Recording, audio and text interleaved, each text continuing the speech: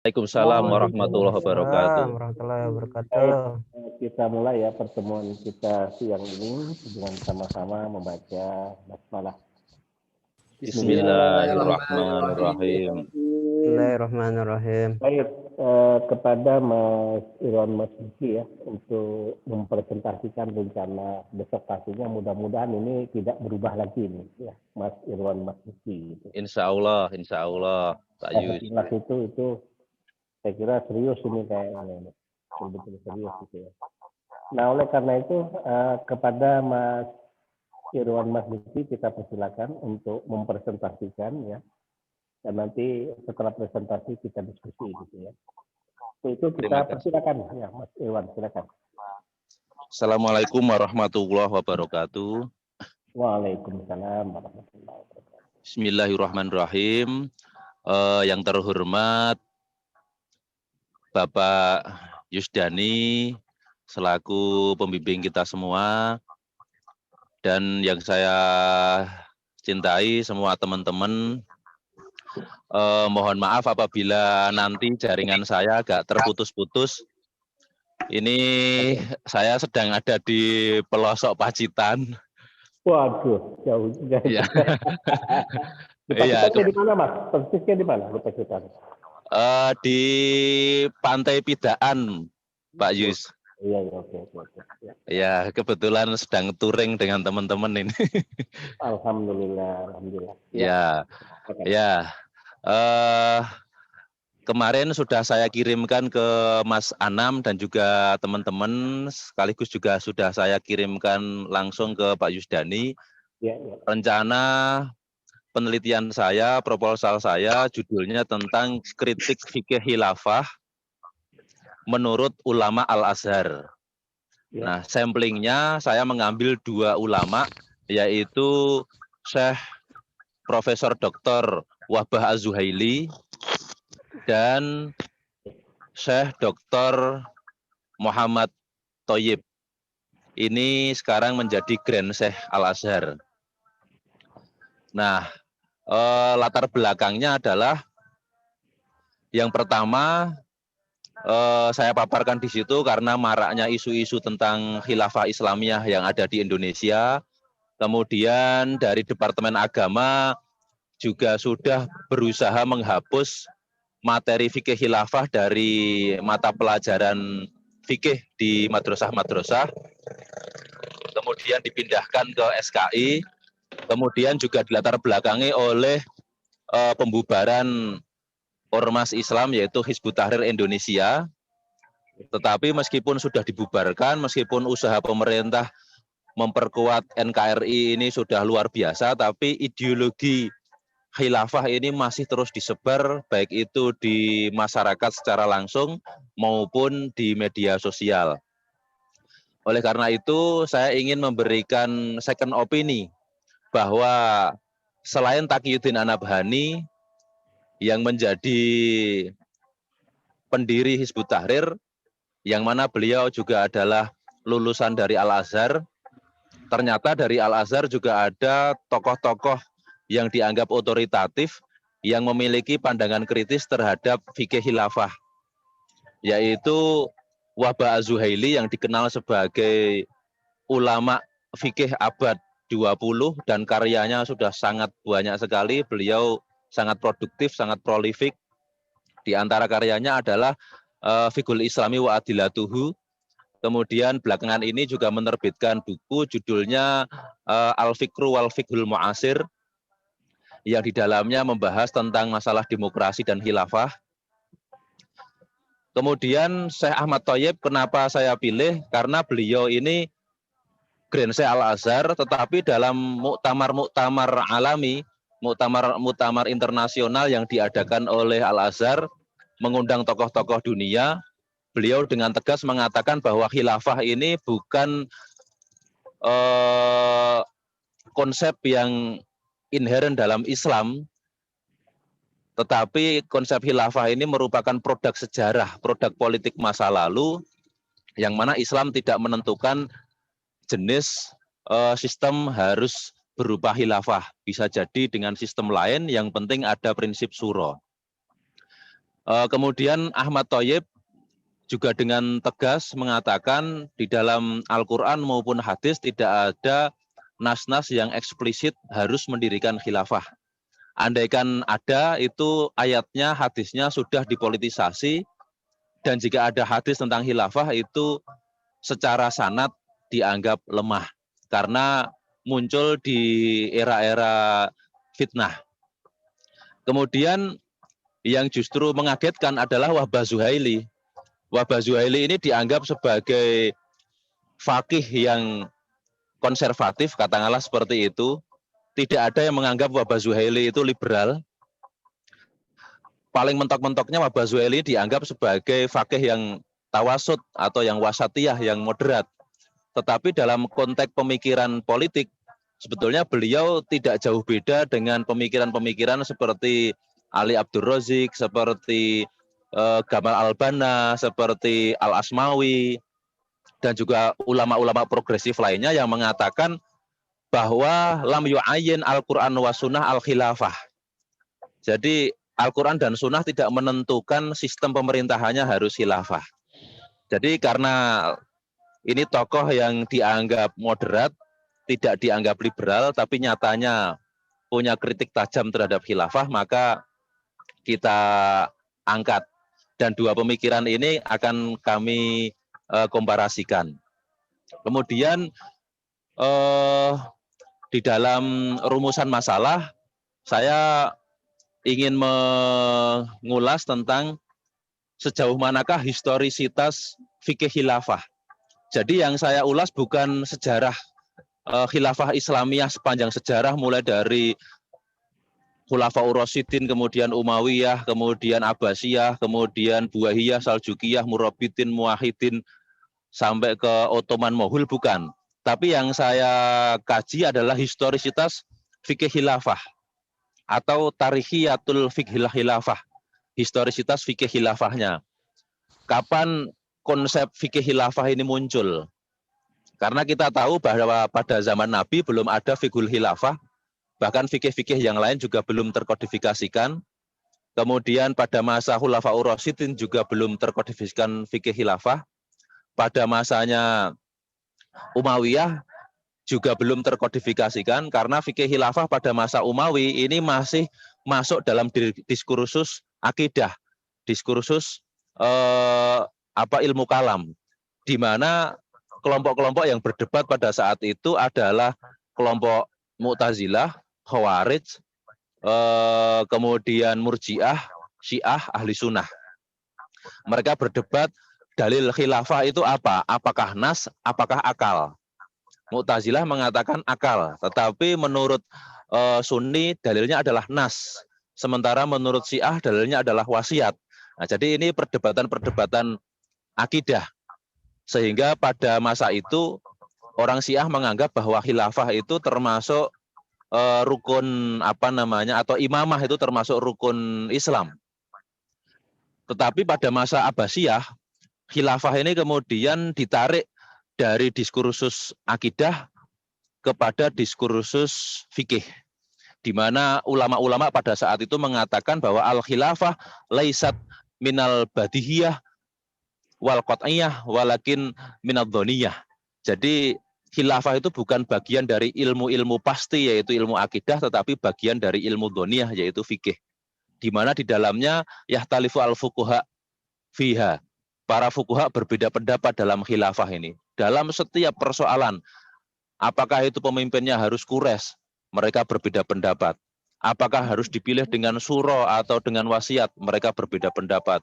Dan dalam banyak sekali persoalan, para fuqaha berbeda pendapat. Nah, ini fikih khilafah sudah ditarik dari diskursus ilmu kalam ke diskursus ilmu fikih ini pada zaman Abbasiyah. Kemudian pada era Saljukiyah, setelah era Abbasiyah runtuh, muncullah ulama-ulama, diantaranya adalah Al-Mawardi yang mengarang kitab Ahkamus Sultaniyah. Nah, konon Ahkamus Sultaniyah ini dikarang pada saat dinasti Buwaiyah, yang mana Al-Mawardi merupakan salah satu asisten Bani Buwai atau asisten istana pada saat itu. Nah, ini saya menemukan sebuah disertasi menarik, judulnya itu adalah Al-Khilafah Al-Islamiyah Indal Mawardi. Nah, di situ dikatakan bahwa fikih khilafah itu muncul pada masa Al-Mawardi, yaitu pada era dinasti Buwaihiyah. Setelah itu kemudian fikih khilafah masuk dalam perdebatan-perdebatan fikih, masuk dalam bab-bab fikih. Nah, dari sini jelas bahwa fikih khilafah bukan sesuatu yang muncul pada masa awal-awal Islam, tetapi fikih khilafah adalah produk sejarah, produk konstelasi politik yang ada pada masa dinasti Abbasiyah dan Buwaihiyah. Kemudian setelah membahas tentang historisitas, saya kemudian akan membahas tentang pemikiran khilafah secara umum sebagai grand desainnya. Kemudian saya akan langsung masuk ke biografi Wahbah Az-Zuhaili dan juga Ahmad Thayyib, kemudian masuk kepada pemikirannya. Yang dicari di situ adalah apa perbedaan pemikiran Wahbah Az-Zuhaili dan Ahmad Thayyib dengan fuqaha-fuqaha sebelumnya. Kemudian yang menarik menurut saya, kajian-kajian tentang kritik khilafah ini biasanya berhenti pada Ali Abdur Razik. Nah, Ali Abdur Razik ini dulu merupakan salah satu Syekh Al-Azhar, tapi kemudian dikeluarkan dari barisan Syekh Al-Azhar.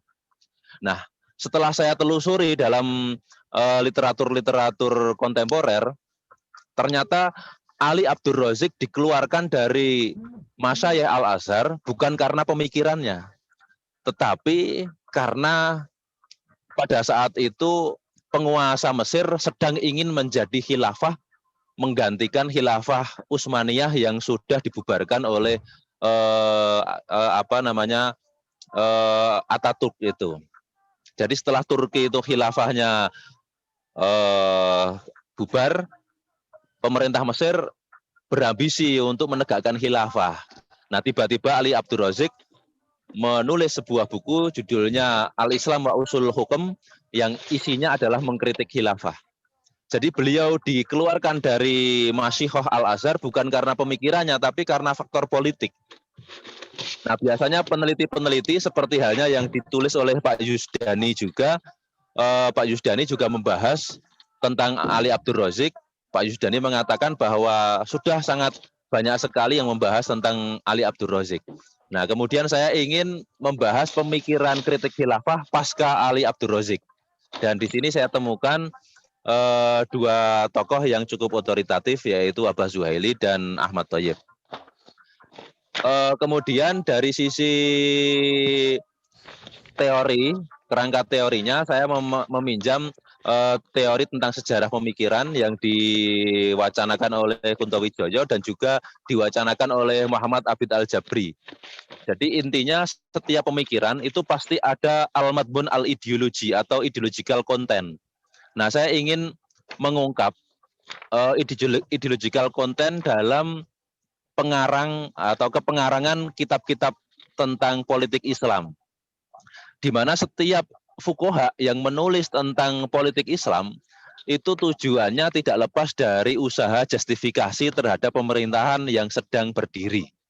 Dan ini dinyatakan oleh Muhammad Abid Al-Jabri atau Muhammad Abid Al-Jabiri dalam kitabnya Al-Aql Asyasi Al-Arabi atau Naqdul Aql Al-Arabi, kritik nalar politik Arab. Di sana dikatakan bahwa Imam Al-Mawardi dan juga ulama-ulama lain yang menulis tentang tema khilafah itu selalu dipengaruhi oleh usaha-usaha untuk menjustifikasi pemerintahan yang sedang berdiri pada saat itu. Nah, di sini jelas bahwa diskursus khilafah bukan murni itu ajaran Al-Quran dan hadis, tetapi produk kepentingan politik masa lalu.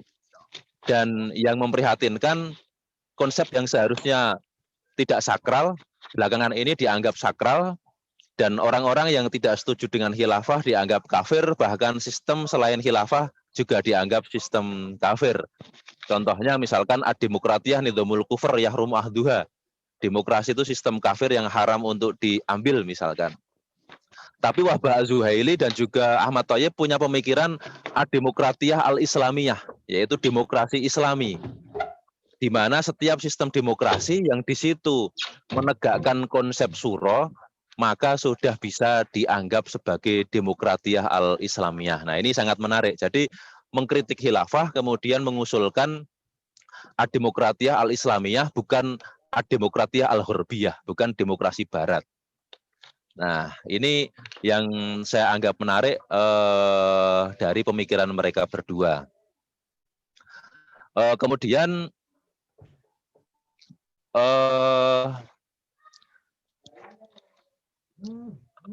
literatur-literatur yang saya kumpulkan untuk melengkapi daftar pustaka, alhamdulillah sudah banyak sekali kitab. Di antaranya adalah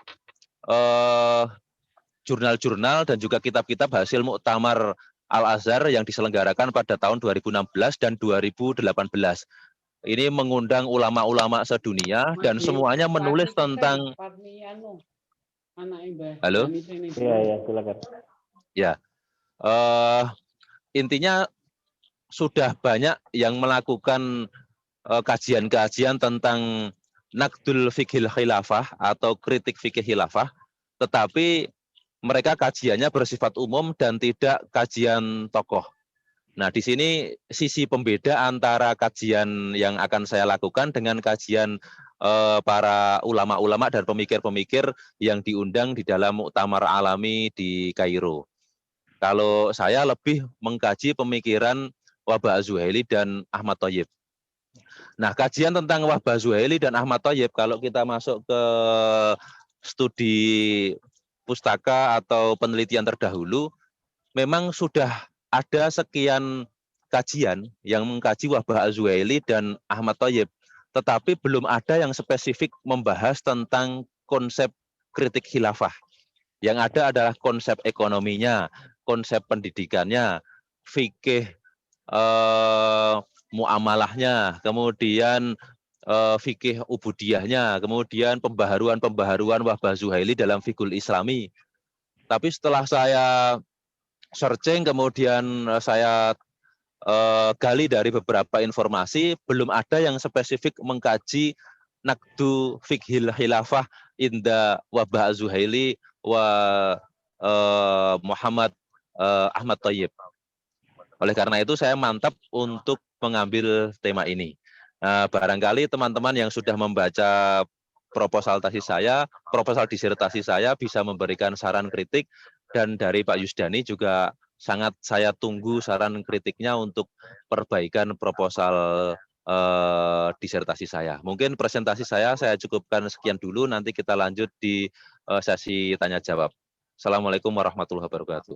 Waalaikumsalam warahmatullahi wabarakatuh. Terima kasih Mas Irwan, Mas Duki, dan saya kira dari paparan tadi dan juga dari proposalnya itu sudah mengerucut kan ke topiknya itu, kemudian juga fokusnya juga sudah mengerucut gitu ya. Nah, oleh karena itu sebelum saya berkomentar, saya persilakan kepada teman-teman yang hari ini hadir, ada Mas Janurian Salfaizar, ada Mas Irwan Sasmita, dan juga ada Mas Anam ya. Nah, oleh karena itu saya persilakan ya, siapa yang mau menanggapi dulu atau memberikan respon, saya persilakan. Sepertinya Mas Anam dulu nih ya. Ya, Mas Anam. Ya. Saya sudah siap. Saya kira sudah megang proposalnya gitu kan? Iya. Silakan. Ya. Mas. Iya. Yang saya mau tanyakan karena ini proposal, kalau rumusan masalah kan tadi kira-kira keluarannya seperti apa ya, Pak Irwan, proposal jenengan ini nanti? Serta teori-teori yang jenengan gunakan ini seperti apa? Tadi cuma saya lihat penjelasan ke latar belakang saja ya. Jadi belum bicara bagaimana nanti seperti apa, terus kaitan penggunaan teori, terus bagaimana cara pengajiannya, terus yang paling penting ini telaah literatur. Ya. Ya, karena fokus kita pada kesempatan hari ini kan termasuk telah litar. Jadi disertasi yang Mas Irwan akan munculkan nanti kira-kira sudah berapa banyak disertasi yang dikaji? Tadi kan mencontohkan Ya. satu disertasi kelihatannya ya. Itu Ya. kira kalau dalam dalam buku pedoman disertasi itu kan kira-kira ada. Itu aja Ya. Pak Irwan. Baik. Terima kasih Mas Anam. Ini satu-satu atau pertanyaannya diberondong ya? Pak, dijawab langsung aja, Mas. Dijawab Oh aja. iya. Baik. Terima kasih Mas Anam atas pertanyaan dan juga masukan-masukannya. Yang pertama, disertasi yang membahas wabah Az-Zuhaili itu bisa dikatakan sudah ada beberapa kajian. Kalau tesis, skripsi sudah sangat banyak sekali, tetapi dalam juknis kita, disertasi doktoral tidak boleh mengutip tesis maupun skripsi. Ya, betul. Melainkan kita harus merujuk kepada jurnal-jurnal yang terbit pada 10 tahun terakhir ini dan juga disertasi-disertasi yang ada. Nah, ketika saya buka di dalam list disertasi-disertasi di beberapa perguruan tinggi, ini ada satu disertasi dari Malaysia. Kalau tidak salah Universitas Malaya. Itu ada yang menulis disertasi tentang wabah Az-Zuhaili, tapi yang dikaji lagi-lagi tentang ekonomi, bukan masalah fikih khilafah. Kemudian jurnal-jurnal sudah sangat banyak sekali, baik dalam bahasa Arab maupun bahasa Inggris. Tetapi itu tadi, dari sekian banyak jurnal belum ada yang mengkaji tentang fikih khilafah atau kritik fikih khilafah dalam pandangan wabah Az-Zuhaili.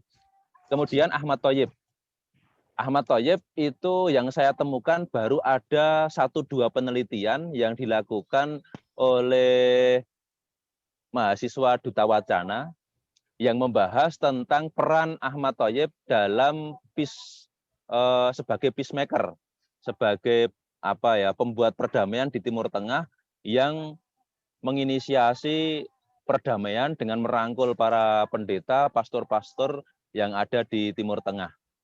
Mereka dari kalangan Koptik dan lain sebagainya dirangkul oleh Ahmad Thoyyib, kemudian menciptakan wasatiyah dan toleransi di Mesir. Ini yang dikaji oleh peneliti-peneliti terdahulu. Jadi penelitian tentang Ahmad Thoyyib rata-rata membahas tentang wasatiyah, moderatisme yang diusung oleh Ahmad Thoyyib. Kemudian penelitian tentang wabah Zuhaili ada yang membahas tentang aspek ubudiyah, aspek muamalah, tapi belum ada penelitian tentang Ahmad Thoyyib dan wabah Az-Zuhaili tentang kritik khilafah. Nah, kenapa demikian? Pertama, karena di dalam fikul Islami, wabah Zuhaili tidak melakukan kritik tajam terhadap khilafah. Dalam fikul Islami, wabah Zuhaili hanya mendeskripsikan khilafah dalam pandangan 4 madhab. Dan khilafah dalam pandangan Ahlus Sunnah, Syiah, Mu'tazilah, Khawarij. Di situ wabah Zuhaili tidak melakukan kritik sama sekali karena konteksnya adalah deskripsi.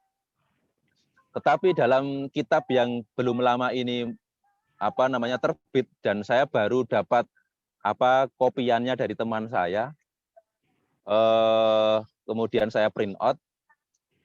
Kitabnya berjudul Al-Fiqhu wal Fikrul Mu'asir, fikih dan pemikiran kontemporer. Itu berupa makalah-makalah wabah Az-Zuhaili yang sudah dipresentasikan di beberapa muktamar-muktamar internasional, kemudian dibukukan dalam satu buku dan isinya tentang politik semuanya. Jadi bisa dikatakan fikih ini adalah fikih politiknya wabah Az-Zuhaili yang jauh berbeda dengan fikul Islami wa adilatuhu.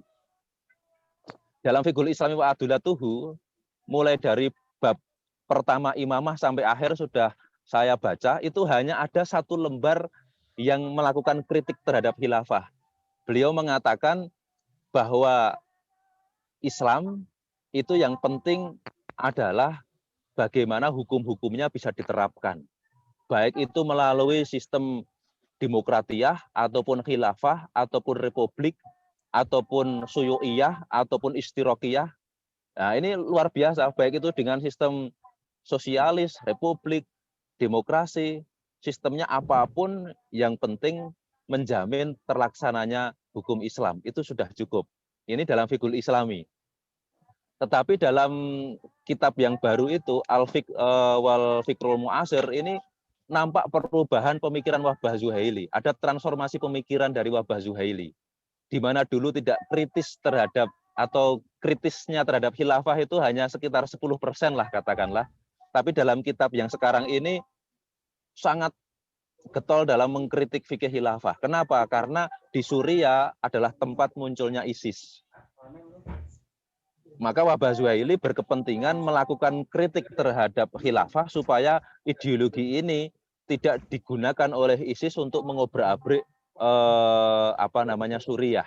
Jadi ada faktor politiknya juga. Kemudian Ahmad Thayyib ini dulu jarang sekali membahas tentang khilafah. Pembahasannya ya tentang filsafat, tentang tasawuf, karena disertasinya di Al-Azhar, kajian-kajiannya di Sorbonne, itu tidak membahas tentang politik. Kajiannya tentang masalah Ibnul Farid, tentang Ibnu Arabi, tentang Imam Ghazali, tentang Al-Falsafah Al-Islamiyah. Nah, baru sekitar 4 tahun, 5 tahun ini Ahmad Thayyib sedikit concern membahas tentang fikih khilafah. Karena itu tadi munculnya ISIS, munculnya gerakan-gerakan transnasional di Timur Tengah, ini menuntut para ulama, diantaranya Ahmad Thayyib dan juga Wahbah Zuhaili, untuk lebih intens melakukan kritik fikih khilafah. Nah, jadi ini saya melihat ada transformasi pemikiran di kalangan ulama-ulama Al-Azhar. Zaman dulu Ali Abdul Razik itu bisa dikatakan sendirian ketika menyampaikan kritik khilafah. Tapi sekarang yang melakukan kritik khilafah justru malah rektor Al-Azhar sendiri. Jika dulu itu hanya salah satu syekh saja yang berani kritik khilafah, sekarang rektornya berani dan dosen-dosen sekarang berani, dan Ikhwan Al-Muslimun dihabisi dari Al-Azhar. Jadi kelompok-kelompok yang menyuarakan khilafah itu dihabisi di Al-Azhar. Karena Al-Azhar tidak mau ada radikalisasi di dalam internal mahasiswa mereka. Nah, ini Mas Anam, kajian-kajiannya nanti akan seperti itu. Jadi tidak hanya membahas pemikirannya saja, tapi juga latar belakang politiknya, sosialnya, ekonominya. Intinya sebuah pemikiran tidak muncul dalam ruang hampa, tapi pemikiran selalu terkait dengan konteks politik, sosial, ekonomi, budaya, dan seterusnya. Mungkin demikian dulu, Mas Anam. Oh ya, sudah. Bagaimana? Ada tambahan, Mas Anam? Tidak ada? Cukup aja Pak Yus. Baik. Terima kasih. Ya. Berikutnya saya persilakan kepada ada Mas Irwan Sasmita. Silakan Mas Irwan Sasmita. Kalau mau berkomentar, saya persilakan. Iya. Ntar saya belakangan, Pak. Oh gitu, oke. Lagi nyimak dulu. Oh, boleh. Sekarang Saudara Januariansyah Al-Faizar, saya persilakan. Baik, terima kasih Pak. Menarik memang yang akan dikaji oleh Gus Irwan ini. Memang belum ada yang fokus kajian terhadap fikih khilafah. Jadi ada dalam sebuah website, kalau tidak salah Duta Islam waktu itu pernah sempat saya baca. Jadi memang dari khilafah itu dari khususnya HTI itu memang ada mengkutip dari tulisan Wahbah Zuhaili, namun tidak lengkap di situ. Jadi betul. Kaitannya dengan tulisan tentang pengertian imamah. Jadi imamatul uzma atau khilafah atau imratul mu'nim. semuanya. Jadi bermula pada makna yang sama, yang menunjukkan karakter yang sama. Kemudian terkait dengan kekuasaan tertinggi secara hukum. Nah, kemudian juga ulama-ulama Islam yang memberikan pengertian yang berbeda-beda, namun saling berdekatan maknanya. Jadi maknanya yang hampir sama seperti itu. Nah, memang disayangkan sekali memang HTI ini mengkutip tulisan dari Wahbah Zuhaili tapi tidak lengkap, hanya sepenggalan saja. Jadi menarik memang yang bakal dikaji sama Gus Irwan ini. Nah, kira-kira kalau tadi disampaikan sama Mas Anam tadi, luarannya dari tulisan ini ya artinya sudah jelas. Ini benar-benar akan membuat sebuah produk kritik terhadap fikih khilafah seperti itu. Nah, kalau dari rumusan masalah yang akan dikaji oleh Gus Irwan ini cukup banyak sekali, itu ada 4. Nah, kira-kira dari 4 rumusan masalah ini ya mungkin bisa lebih dispesifikkan lagi, Gus. Artinya antara poin per 1, 2, 3 dan 4 itu hampir ada kesamaan. Jadi dari rumusan masalahnya seperti itu. Jadi, itu kan ada 4 tuh. Yang pertama itu seperti apakah biografi Syekh Wahbah Zuhaili dan Syekh Ahmad Al-Thayyib beserta latar belakang kondisi sosio-kultural dan sosiopolitik yang membentuk pemikirannya. Nah, artinya ini kan berbicara masalah biografinya. Sebenarnya kalau dalam rumusan masalah itu tidak kalau menurut saya sih tidak perlu dijadikan sebuah rumusan masalah. Ini cukup dimasukkan dalam deskripsi. Nah, jadi tidak masuk dalam rumusan masalah. Kalau biografi ini sudah jelas nanti masuk dalam deskripsi atau di latar belakang seperti itu. Jadi tidak masuk dalam rumusan masalah. Nah, yang kedua, seperti apakah perkembangan pemikiran fikih khilafah dari era klasik modern hingga kontemporer saat Syekh Wahbah Zuhaili dan Syekh Ahmad At-Thayyib hidup, nanti ini masuk dalam rumusan masalahnya nanti.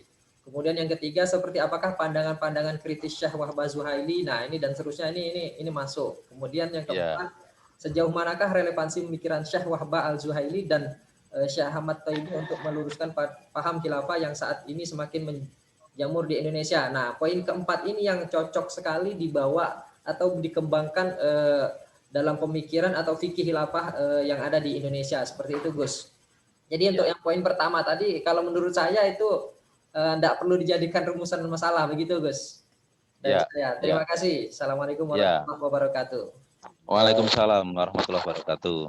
Silakan Mas Irwan dijawab. Oh ya, terima kasih Mas Rian atas kritik dan juga saran-sarannya. Yang pertama, saya sebetulnya sangat sepakat sekali dengan arahan dari Pak Yusdani bahwa disertasi yang menarik adalah disertasi yang dekonstruktif, bukan yang afirmatif gitu. Di perkuliahan sebelum-sebelumnya Pak Yusdani sudah menegaskan disertasi yang afirmatif itu kurang menarik, sementara disertasi yang dekonstruktif itu lebih menantang dan lebih menarik. Nah, ini saya sepakat dengan itu. Sehingga dalam disertasi ini saya tidak ingin mendeskripsikan khilafah menurut para pendukung-pendukungnya, tetapi saya ingin mengungkap khilafah dalam perspektif para kritikus-kritikusnya. Tetapi kritikus-kritikusnya ini tidak diambil dari kelompok sekuler, tidak diambil dari kelompok liberal, melainkan diambil dari kelompok post-tradisional lah bahasanya. Kalau menurut Muhammad Abid Al-Jabiri itu post-tradisional. Mereka tidak dikatakan sekuler maupun tidak dikatakan liberal. Kenapa dikatakan post-tradisional? Karena Ahmad Thayyib dan Wahbah Zuhaili selalu berangkat dari Turos. Dan kemudian Turos itu dianalisis dengan analisa-analisa modern, analisa-analisa kontemporer dengan melibatkan pendekatan strukturalis, dengan menggunakan pendekatan dekonstruktif dan lain sebagainya. Tapi uniknya tidak lepas dari teori-teori usul fikih dan ulumul Quran klasik. Ini menariknya. Jadi Wahbah Az-Zuhaili dan Ahmad Thayyib itu tidak terlepas dari metodologi penafsiran dan istimbatul ahkam yang klasik. Beliau masih pakai manahijul mufassirin, masih menggunakan usul fikih klasik. Tetapi kemudian 4 madhab ini dipakai semua. Wahbah Az-Zuhaili dan Ahmad Thayyib ini kan karakter ulamanya adalah karakter ulama yang ingin takrib bainal madzhab, rekonsiliasi antar madhab, di mana manahijul fikri fil madzhab al-arba'ah itu boleh untuk diadopsi semuanya, tidak eksklusif madhab Syafi'iyah saja. Nah ini menarik, nanti kita akan mengkaji metodologinya seperti apa sehingga bisa menelurkan pandangan yang berbeda dengan pandangan ulama-ulama tradisional pada umumnya. Nah, kemudian penerapannya di Indonesia. Ini saya juga mengutip perkataan Menteri Pertahanan yang menyatakan bahwa pemikiran khilafah itu sudah masuk di institusi-institusi pendidikan formal maupun pesantren. Nah, ini saya tidak menyangkal di semua pesantren, kurang tahu kalau di Muhammadiyah seperti apa, tapi di pesantren-pesantren NU, setiap fikih yang dipelajari itu di sana pasti ada pembelajaran, ada bab tentang nasbul imamah, tentang mendirikan kepemimpinan imamah. Nah, yang menjadi pertanyaan, kenapa sekarang NU ini tidak pro HTI untuk mendirikan khilafah, tapi malah setuju dengan NKRI? Ini berarti ada kesamaan pola pandang antara ulama-ulama Nusantara dengan Wahbah Zuhaili maupun Ahmad Thayyib. Mereka semua melihat khilafah ini dari aspek historis, bahwa khilafah itu muncul karena produk sejarah. Sementara ayat-ayat yang digunakan, misalkan ati'ullah wa ati'ur rasul wa ulil amri. Nah, ulil amri ini kalau kita lihat dalam tafsirnya, ada yang menafsiri ulama, ada yang menafsiri umaro. Nah, di sini ayat ini dibuat rebutan antara politisi dengan ulama. Ulama ingin membangun otoritas keulamaan, politisi ingin membangun supremasi hukum dan juga justifikasi terhadap kekuasaan. Jadi setiap ayat, setiap hadis itu selalu dipolitisasi untuk binaul fiqhil khilafah. Contohnya misalkan sataku itu khilafah ala manhajin nubuwah. Itu setelah saya teliti, ternyata hadis tersebut muncul pada masa dinasti Umayyah. Jadi kalau kita menggunakan ilmu jarhu wa ta'dil, ternyata sanad-sanad yang kelihatannya itu sahih, itu ternyata sanad-sanad buatan. Dan banyak referensi yang mengantarkan pada hasil kesimpulan bahwa hadis-hadis tentang khilafah ini rata-rata juga buatan pada masa Umayyah maupun Abbasiyah.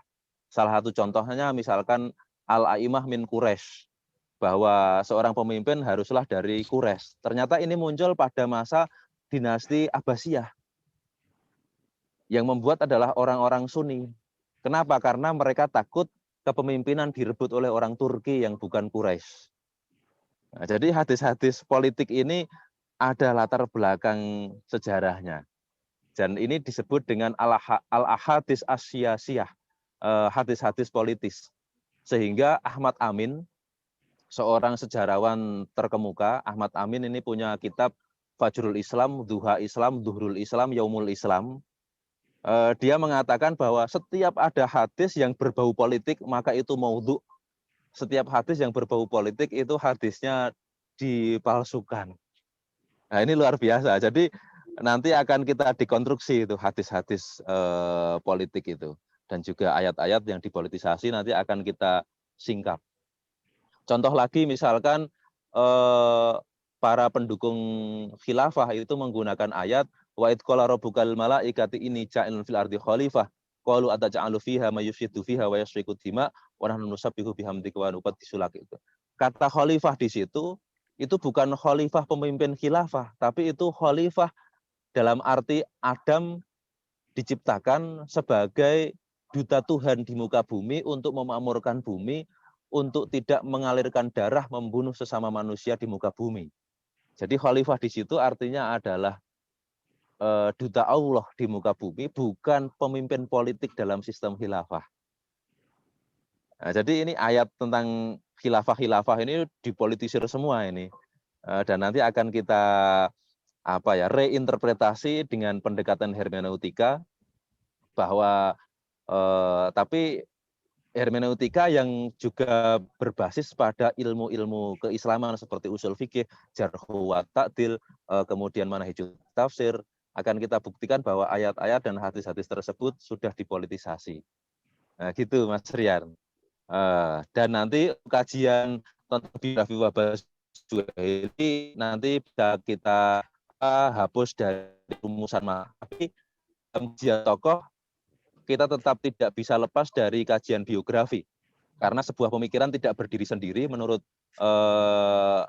Muhammad Abid Al-Jabiri maupun Kunto Wijoyo. Kalau kita mengkaji pemikiran maka harus mengkaji biografinya, latar belakang sosial, budaya, ekonomi, politik seperti apa yang melingkupi seorang autor teks untuk membuat teks. Jadi sebuah teks tidak pernah lepas dari konteks historis, sosiopolitik, sosioekonominya, seperti itu. Mantap. Baik, terima kasih Mas Irwan. Mas Duki, berikutnya kepada Mas Irwan Sasmita, dipersilakan. Ya. Bismillahirrahmanirrahim. Assalamualaikum warahmatullahi wabarakatuh. Waalaikumsalam warahmatullahi wabarakatuh. Ya, menarik memang ini kajian Gus Irwan Masduki. Memang kalau Gus itu sudah turun tangan, insya Allah kita yang mendengarnya ini nikmat sekali gitu. Terima kasih Mas Irwan Sasmita. Ada siraman rohani rasanya ini.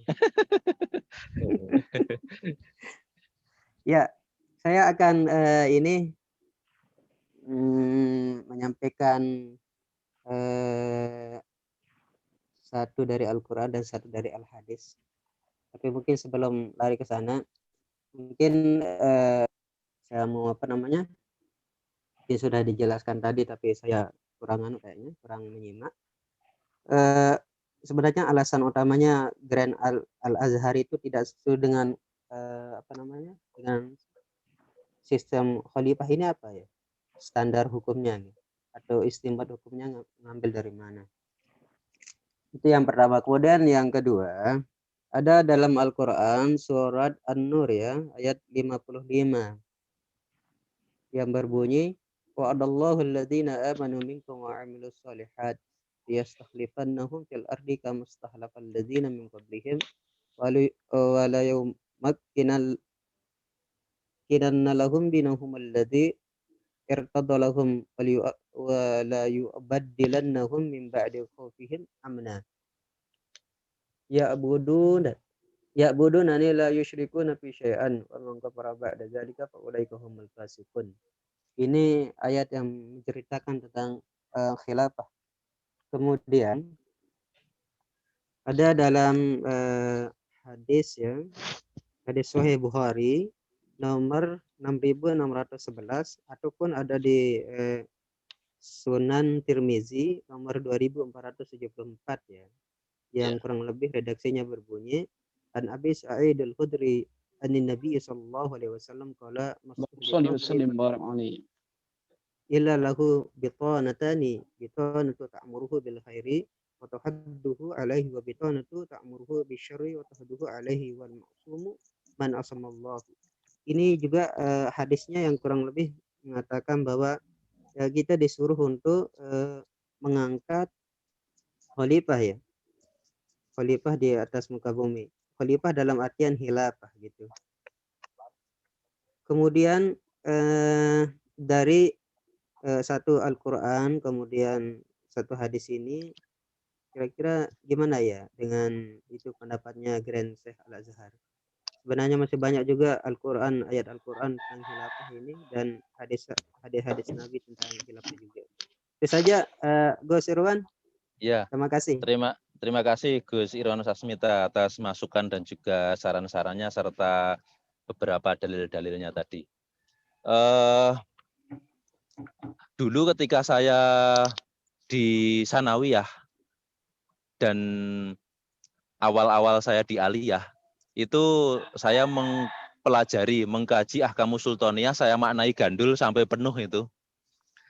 Dan ketika dulu mengkaji kitab Al-Mahali, Fathul Wahab, Fathul Mu'in, kecuali Fathul Izar ya, kalau Fathul Izar tidak ada khilafahnya gitu.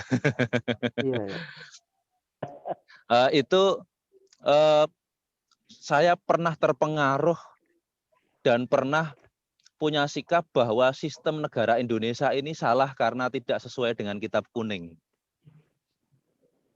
Saya pernah punya pemikiran persis seperti Felix Xiao, seperti Amrozi, bahwa umat Islam itu harus mendirikan khilafah dan NKRI, Pancasila, demokrasi, NKRI itu semuanya tidak sesuai dengan Islam. Itu tauhid itu. Mamalam yakum bima anzalallah faulaika humul kafirun. Itu dulu saya pernah punya pemikiran seperti itu saat kelas-kelas sanawiyah. Tapi kemudian setelah S1 saya mengambil jurusan tafsir. Itu kemudian cakrawala penafsiran saya sedikit demi sedikit terbuka. Ternyata para ahli tafsir ketika menafsiri ayat-ayat khilafah itu pasti berbeda pendapat. Sebagian ahli tafsir mempolitisasi ayat-ayat tersebut sebagai dalil wajibnya mendirikan khilafah. Sebagian penafsir yang lain mengatakan bahwa ayat-ayat tersebut bukanlah dalil wajibnya mendirikan khilafah.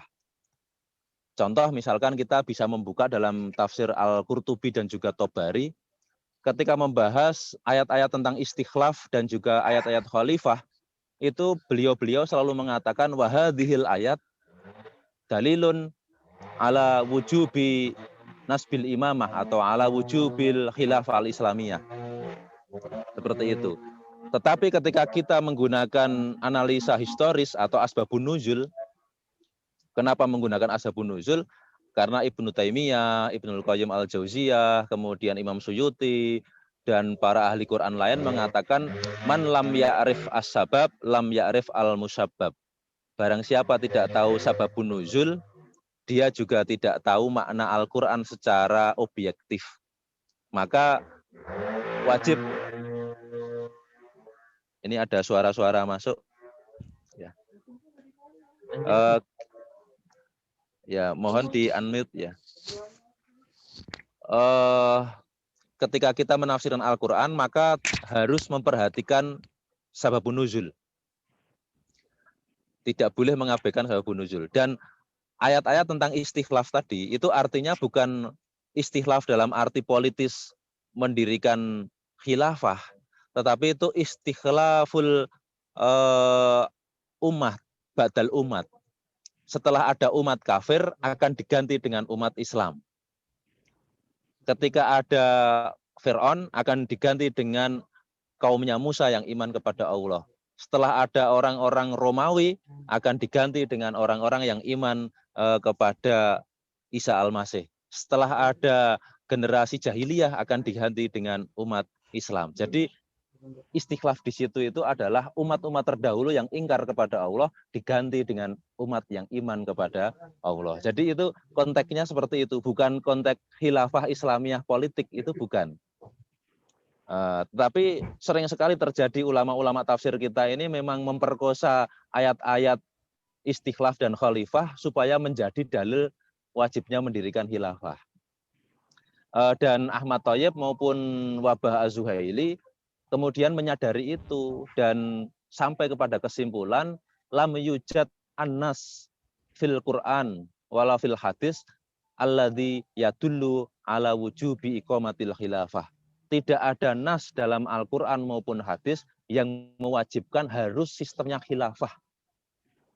Tidak menentukan harus khilafah. Bisa sistem republik, bisa sistem kerajaan, bisa sistem monarki natural, bisa sistem demokrasi. Bahkan di Timur Tengah zaman dulu itu menggunakan sistem istirokiyah, suyu'iyah, menggunakan sosialisme, menggunakan apa namanya itu ya seperti yang dipakai oleh kelompok-kelompok komunis. Itu di Timur Tengah dulu banyak ulama-ulama yang mengarang kitab judulnya Al-Istirokiyah Al-Islamiyah, Asyuyu'iyah Al-Islamiyah misalkan. Teori sosialisme Islam, kemudian apa namanya Istirokiyah Al-Islamiyah atau sosialisme Islam itu banyak yang menulis dulu. Bahkan ada seorang ulama namanya itu saya lupa, dia penulis kitab Naz'ah Ahmadiyah fil Falsafah Al-Islamiyah. Oh ya, saya ingat namanya Husain Murwah. Husain Murwah itu punya kitab judulnya Naz'ah Ahmadiyah fil Falsafah Al-Islamiyah.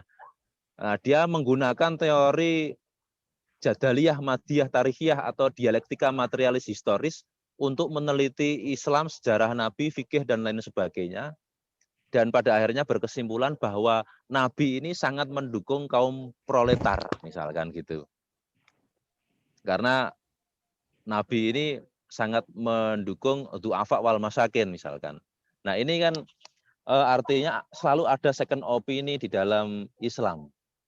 Ketika ada sekelompok menafsiri ayat-ayat dan hadis untuk justifikasi khilafah, ada juga kelompok lain yang mengatakan ayat itu tidak bisa dijadikan sebagai dalil untuk wajibnya khilafah.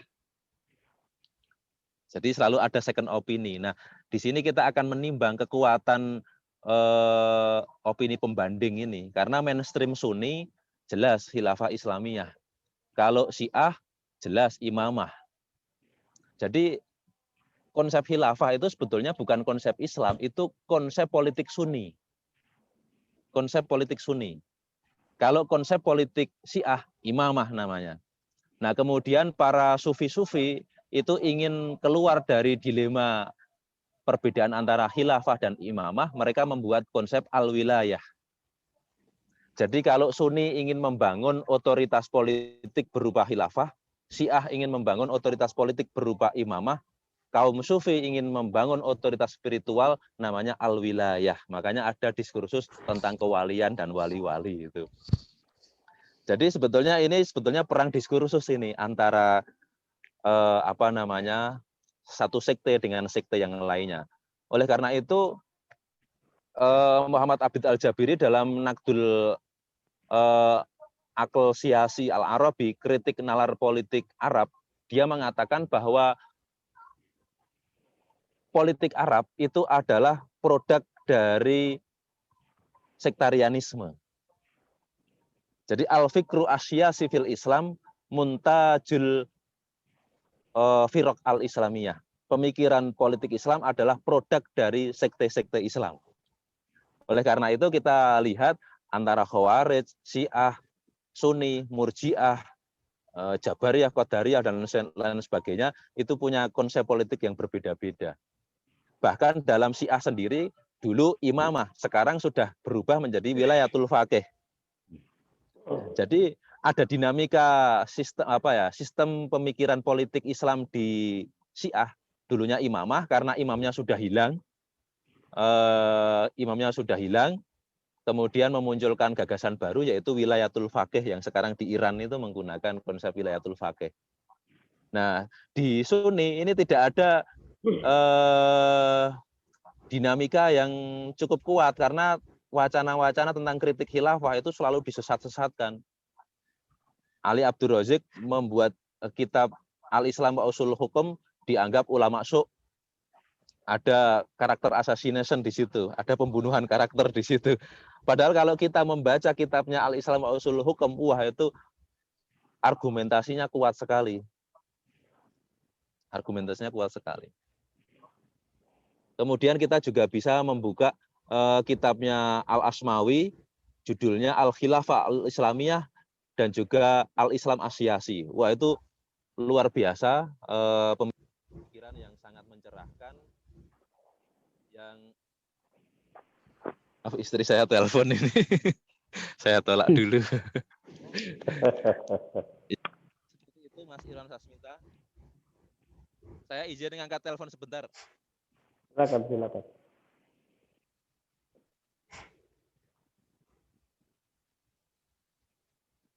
Ya. Iya.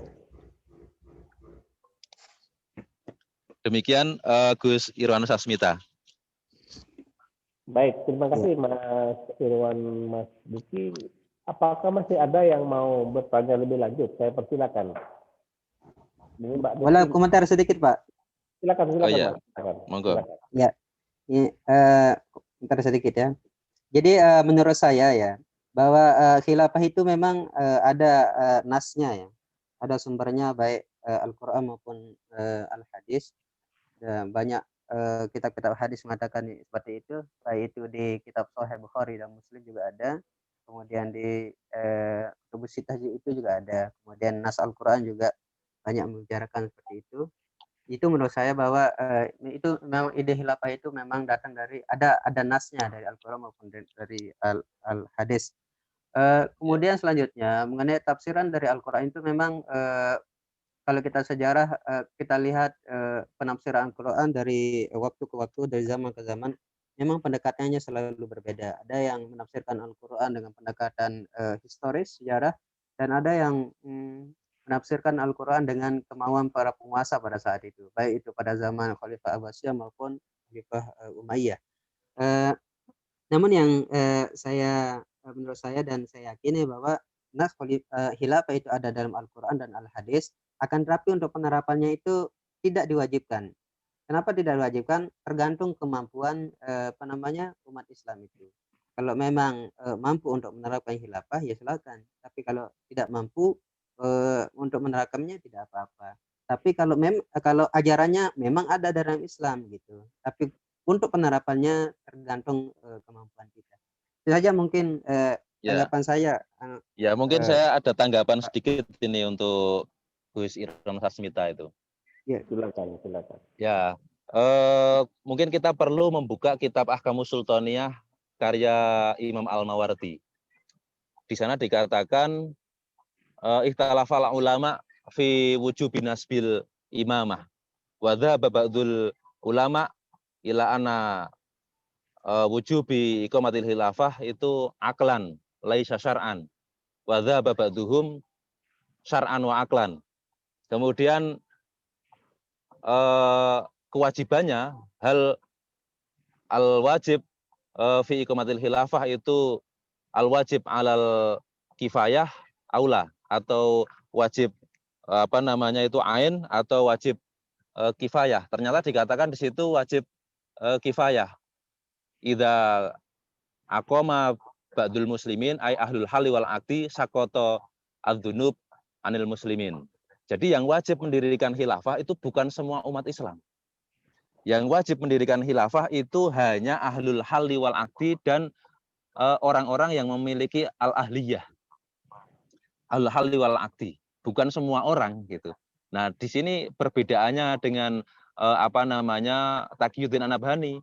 Taqiyuddin An-Nabhani dalam bukunya mengatakan iqamatul khilafah itu wajibun ala kulli muslimin. Tingkatannya sudah menjadi fardu ain, bukan fardu kifayah. Sementara menurut Al-Mawardi fardu kifayah. Jadi kalau nggak ada khilafah kita nggak dosa. Yang dosa itu ya ahlul hali wal aqdi. Nah, sekarang siapa yang berhak membentuk ahlul hali wal aqdi itu?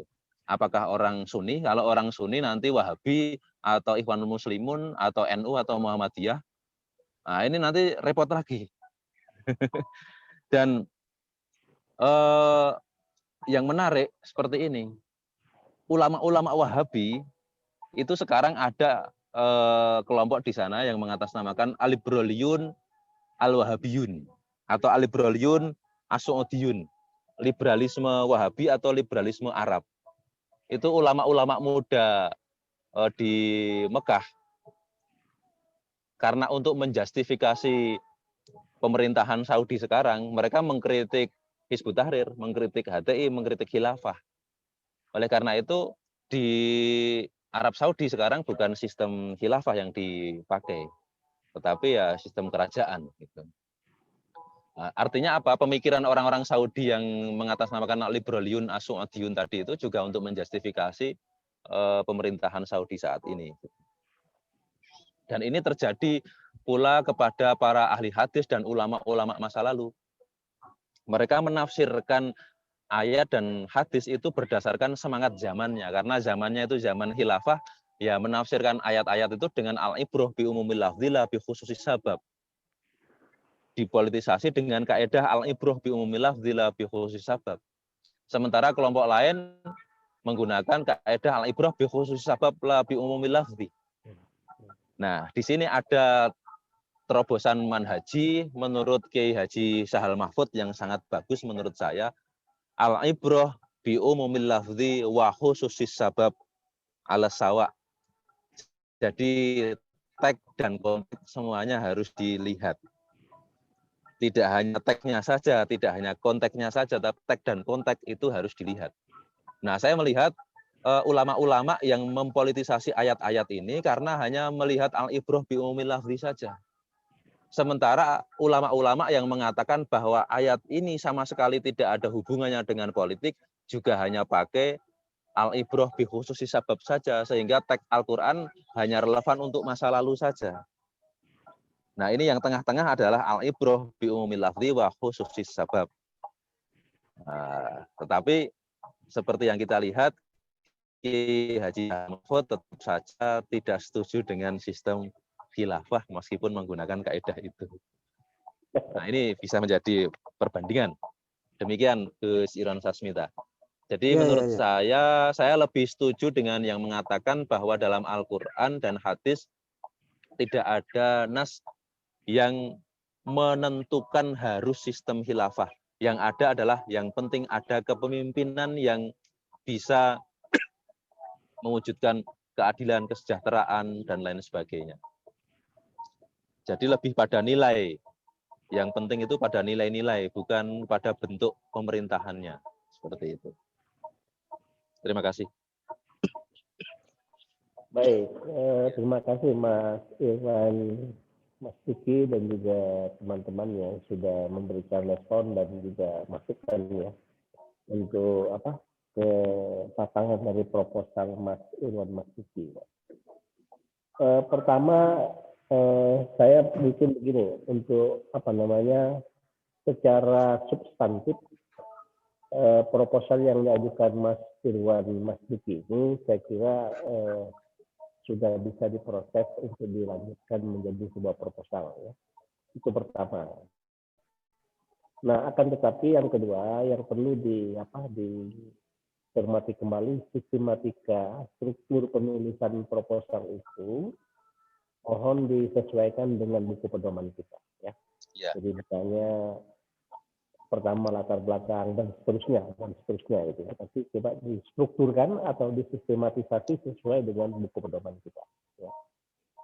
Nah, kemudian saya mohon, tadi ada yang komentar terakhir itu menarik itu ya menurut saya, jadi tentang orang rebutan tafsir itu loh. Jadi rebutan tafsir ya. Jadi saya mengatakan al-ibrah bi umumil lafzi la bi khusus sabab, al-ibrah bi khusus la bi umumil lafzi ya. Nah, ketika tadi disampaikan oleh Mas Irwan Mas Diki, Kiai Haji Al-Maghfur lahu Kiai Sahal Mahfud ya, yang mengatakan kedua-duanya penting, tekstual dan kontekstual itu sama-sama penting. Nah, saya mohon, ini menurut saya itu kerangka teori yang barangkali itu perlu dimasukkan secara eksplisit dalam proposal ini. Itu kerangka teori yang saya kira itu sangat, dan itu menunjukkan ada semacam khas ulama Indonesia itu. Menurut saya bagus itu ya. Jadi tekstual dan kontekstual. Nah, itu ya. Jadi saya kira itu ada pembedanya dengan sesuatu yang lain. Nah, kemudian terkait dengan kerangka telaah pustaka tadi sudah disampaikan Mas Irwan ya. Jadi telaah pustaka itu memang kita menghendaki jangan sampai disertasi mengutip untuk telaah pustakanya atau kajian penelitian dari skripsi, tesis. Jangan. Ya minimal itu adalah artikel jurnal. Syukur kalau jurnal itu adalah jurnal yang berreputasi. Ya, syukur itu. Baik yang dalam bahasa Inggris, bahasa Arab maupun dalam bahasa Indonesia ya. Saya kira banyak itu jurnal itu bisa identifikasi dan diinventarisir ya. Nah, kemudian memang disertasi baik yang sudah diterbitkan atau belum, itu saya kira bagus untuk dikutip sebagai sebuah kajian penelitian terdahulu ya. Jadi disertasi itu betul ya. Saya kira itu akan sangat kuat posisinya ya dalam kaitan dengan kajian penelitian terdahulu yang akan dilakukan oleh Mas Irwan ini. Nah, kemudian ada satu lagi sebetulnya yang bisa dijadikan sebagai referensi kajian penelitian terdahulu untuk setelah pustaka disertasi itu adalah proceeding ya. Proceeding seminar internasional atau nasional ya itu bisa dijadikan sebagai kajian penelitian terdahulu ya. Jadi proceeding. Saya kira apalagi sekarang kan orang yang sedang di mana-mana kan ada proceeding international conference gitu, itu bisa dikutip ya sebagai apa namanya kajian penelitian terdahulu karena asumsinya proceeding itu biasanya toh juga makalah itu berasal dari riset kan, berdasarkan dari riset dipresentasikan dalam konferensi internasional ya, dan situ ada nilai kebaruannya gitu ya. Nah, jadi saya kira kalau di dalam buku pedoman kita itu minimal itu kan 25 literatur review ya, 25. 27, Pak. 27. Iya, Yang di buku pedomannya. Ya, saya berharap itu ya kalau bisa ya minimal itu dipenuhi. Syukur kalau itu melampaui. Saya kira itu karena apa? Banyaknya kajian penelitian terdahulu itu menjelaskan betapa sudah banyak dikaji kajian-kajian penelitian serupa sehingga menjelaskan posisi dari disertasi yang ditulis ini ya. Jadi saya kira ini sudah banyak tadi diinformasikan, barangkali perlu ditambah lagi, diperkaya lagi. Saya kira artinya proposal itu kajian penelitian terdahulu itu kan bersifat tentatif ya. Bisa saja terus nanti bertambah terus gitu ya. Nah, kemudian begini Mas Irwan, barangkali nanti ketika mengkaji berbagai kajian penelitian terdahulu itu, mungkin perlu dibuat semacam model klasifikasi ya, klasifikasi. Misalnya apa namanya ini lebih fokus kemana? Nah, misalnya mengkaji khilafah, dia fokus kemana? Atau mengkaji dua tokoh itu dia fokus kemana? Nah, kemudian juga yang perlu juga diungkap kerangka berpikir dari ya masing-masing kajian penelitian terdahulu seperti apa kerangka berpikir atau dalam arti teori yang dipakai. Nah itu.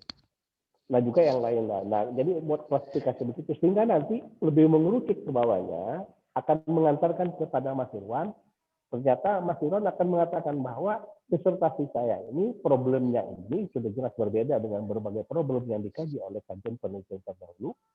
Kerangka teori yang digunakan Mas Irwan juga berbeda dengan kajian-kajian penelitian terdahulu dari sisi kerangka teorinya, sehingga itu bisa menjustifikasi dan mengklaim bahwa kajian disertasi yang akan dilakukan Mas Irwan Masuki ini akan membuahkan sebagai sebuah temuan baru atau disebut dengan novelty-nya, ya, novelty-nya. Jadi novelty-nya nanti dari sisi ini apa, dari sisi ini apa ya. Saya kira ini tinggal diolah ya yang ada itu dan juga nanti ditambah dan diperkaya dengan apa namanya kajian penelitian terdahulu. Ya. Nah kemudian juga saya mengatakan bahwa memang kalau kita mengkaji tokoh itu memang tidak bisa kita hindari, kita harus mengungkap biografi tokoh. Ya. Saya kira itu penting gitu ya.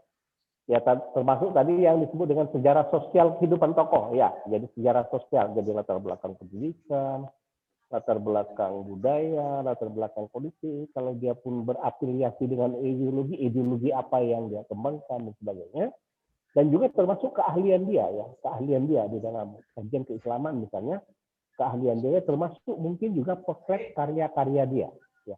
Potret dari karya-karya dia yang itu sangat menunjukkan kepakaran tokoh yang kita kaji, gitu ya.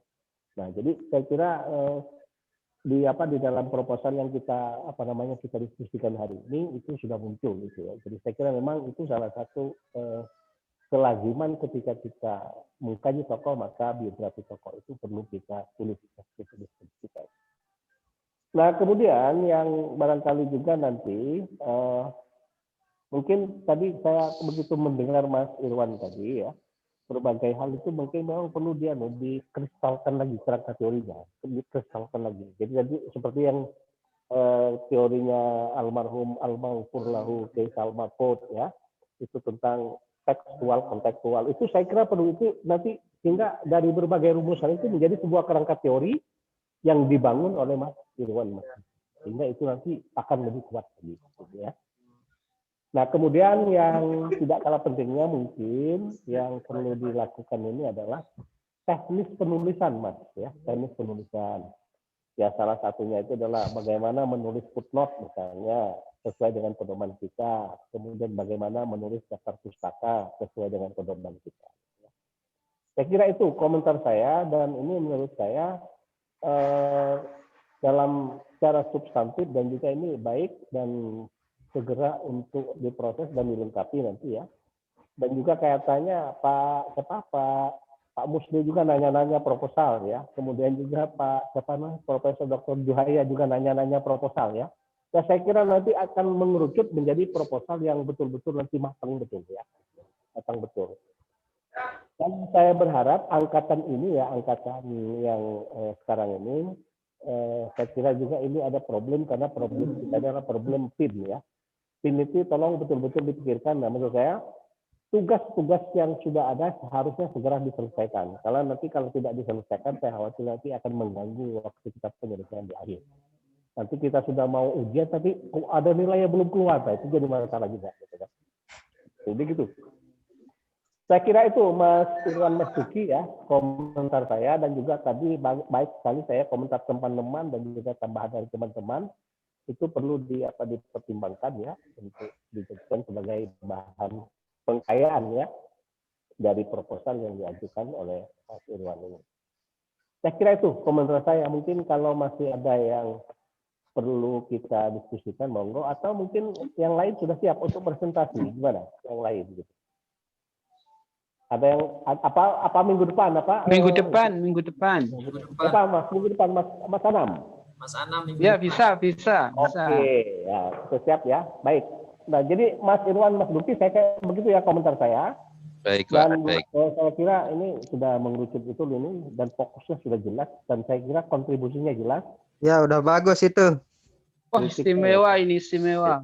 Matur nuwun, mohon Segera arahannya. diujikan. Ujian terbuka ini. Tinggal ujian. Mungkin saya ingin bertanya ini Pak Yus. Silakan. Ya, dalam kerangka teori ini saya yang sangat bingung sekali menulis kerangka teori ini. Ya. Karena kaitannya dengan Naqdul Fiqhil Khilafah atau kritik fikih khilafah ini membutuhkan kerangka teori yang sangat banyak sekali. Ketika menghadapi hadis-hadis yang dipolitisasi atau al-hadis al-musayyasah, hadis-hadis yang dipolitisir, itu kita butuh perangkat-perangkat ilmu hadis jarh wa ta'dil. Kemudian ketika menghadapi ayat-ayat al-musayyasah, ayat-ayat yang dipolitisasi, kita membutuhkan teori-teori usul fikih dan ilmu tafsir misalkan.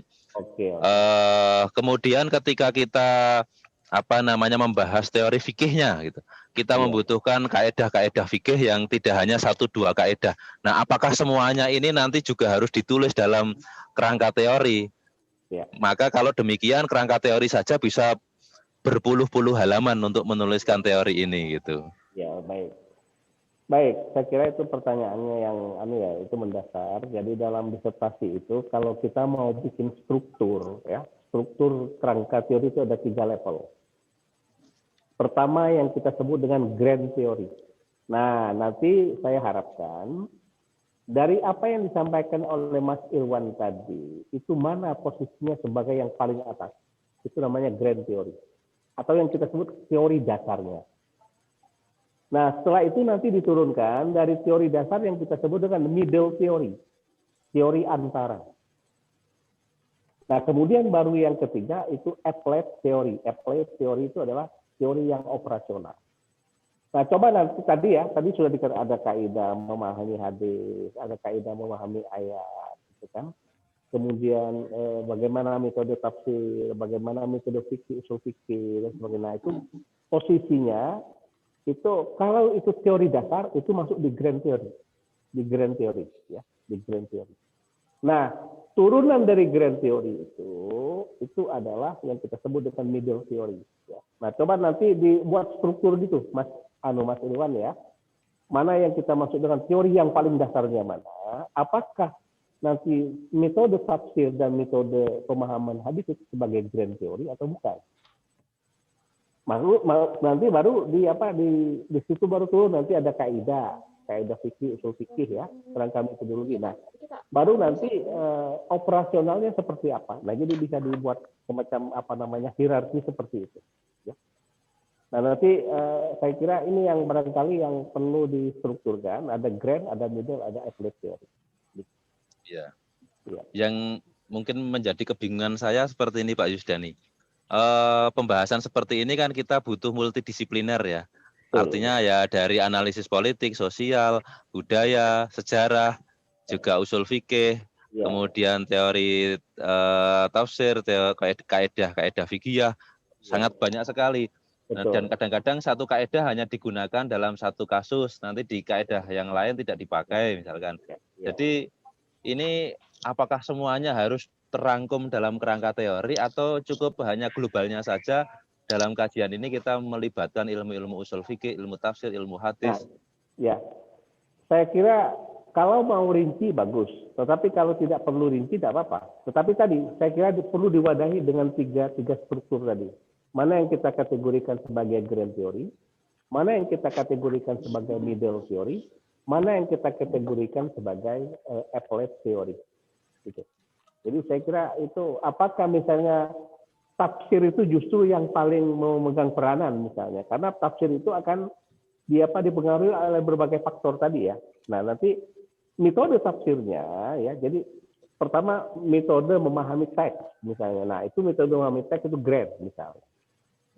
Nah, kemudian diturunkan ke bawah faktor-faktor yang mempengaruhi bagaimana memahami teks atau menginterpretasikan teks itu adalah middle theory.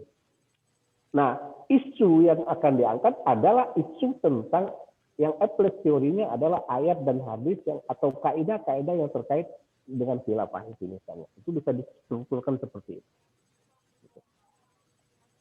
Jadi nanti maksud saya begini, ini yang grand, middle, dan applied itu idealnya begitu. Tetapi nanti kalau misalnya Mas Iron untuk sementara jangan dulu distrukturkan begitu, tidak apa-apa, tetapi ada uraian-uraian yang mengarah kepada itu. Tidak apa-apa, itu juga boleh, ya, boleh juga itu. Kalau agak kesulitan menstrukturkannya secara begitu, tapi nanti ada prinsip-prinsip yang dipakai di dalam kerangka teori dalam disertasi adalah ini akan digunakan apa, ini akan digunakan apa, ini akan digunakan apa, boleh tidak seperti itu, boleh.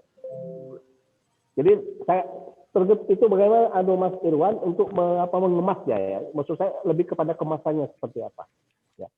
Kalau isinya sudah jelas tadi kan, ada metode tafsir, ada kaidah fikih, ada usul fikih juga ada kan di situ ya. Kemudian juga ya sedikit hermeneutik juga ada kan begitu ya. Nah, nanti coba diklasifikasi, oh ini tahun ini masuk grand, ini masuk middle, ini masuk applied. Atau tidak begitu pun tidak apa-apa. Yang penting ini digunakan untuk ini. Ini digunakan untuk ini digunakan untuk ini, untuk gunakan akan gitu. Jadi monggo itu saya kira ada dua cara ya. Ada yang tidak eksplisit mengatakan grand, middle itu ada tidak eksplisit. Ada juga yang mengatakan eksplisit. Ya monggo itu saya kira tergantung kepada Mas Irwan kira-kira mana yang akan dipakai dan lebih memudahkan yang mana. Silakan, saya kira itu masalah pilihan saja. Gitu. Baik Pak Yus. Sudah mendapatkan pencerahan saya. Terima kasih. Baik. Saya kira dari sisi materi dan dari sisi perangkat, saya kira Mas Irwan sudah tadi banyak sekali yang disebutkan dari al-ahkam as-sultaniyah ya. Tapi kalau al-ahkam sultaniyah juga kan ada yang satunya itu kan Mas, ada juga kan yang Syafi'iyah sama Hanabilah. Ya, Abu Ya'la itu ya, Abu Ya'la itu yang Hanabilah. Ya. Nah, kemudian juga yang barangkali kalau orang membaca al-ahkam sultaniyah perlu disandingkan dengan adabud dunya wad dinnya gitu ya. Adabud dunya wad din. Betul. Dari Al-Mawardi itu ya. Dan saya kira banyak itu, kaya sekali literaturnya. Saya kira tinggal nanti diseleksi oleh Mas Irwan, Mas Kiki untuk nanti lebih. Dan pada prinsipnya proposal ini saya mengatakan ini sudah bagus dan segera distrukturkan, disistematisasi ya, dengan pedoman yang lainnya direntasi, siap-siap untuk diajukan ke lebih lanjut. Insya Allah. Baik. Mohon arahan dan doanya Pak Yus. Insya Allah ya. Nanti kalau kita diskusi lebih lanjut boleh tadi ya. Baik, terima kasih Mas Irwan, Mas Duki, dan juga minggu depan ini Mas Anam sudah siap ya, Mas Anam. Siap. Dan nanti filenya nanti di-share juga ke grup kita ya, di-share di nanti kita supaya nanti kita lebih gaya. Dan Mas Riki nanti juga Mbak Amo, Mbak Desi itu nggak Mbak muncul. Desi. Ya, nggak ada ya. Baik, kalau sudah tidak ada lagi yang perlu ditanyakan atau masih ada yang perlu disampaikan, saya persilakan.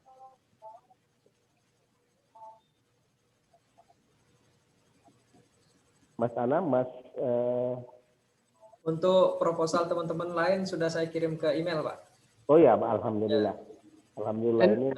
Mungkin milik saya Pak Yus. Mau Gimana? saya revisi itu. Ya enggak apa-apa, direvisi saja sementara enggak apa-apa yang sudah dikirim. Atau partai itu aja nanti kita bahas, Pak Yus. Oke. Ya, enggak apa-apa. Ya, Nah, yang penting sudah ada ya, nanti kita itu ya sudah saya kirim ke Pak Rian sudah, Pak. Oke, untuk ala kadarnya itu. Ya, untuk bahan diskusi ya, yang penting untuk ya, bahan siap. Baik. Siap.